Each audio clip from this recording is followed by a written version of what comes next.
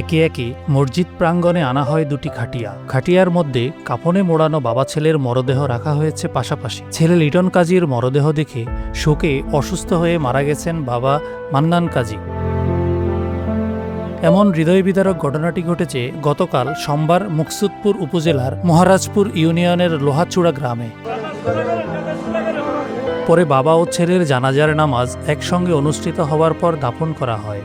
ফলে ছেলে ও বাবার একসঙ্গে মৃত্যুর ঘটনায় গ্রাম জুড়ে শোকের ছায়া নেমে এসেছে। স্থানীয়রা জানান, বিভিন্ন এনজিও থেকে নেওয়া ঋণের কিস্তির টাকা জোগাড় করতে না পারায় গত রবিবার সকালে বিষ পান করেন লিটন কাজী। পরে তাকে হাসপাতালে নিলে চিকিৎসক মৃত ঘোষণা করেন।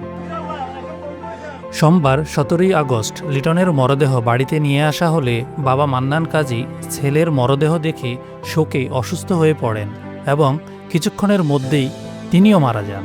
এ বিষয়ে মুকসুদপুর থানার অফিসার ইনচার্জ মুঠোফোনে বলেন, যে আমরাও জানতে পারলাম যে এটা হলো লিটন কাজী গত পরশু দিনে সে মারা গেছিলেন। তো লাশ আসছে গতকাল, আসার পরে বাবা হয়তো আগে অসুস্থ ছিলেন, বয়স্ক লোক, মানে প্রাথমিকভাবে হার্ট অ্যাটাক করছে, এটা লোকজনের মাধ্যমে জানতে পারলাম।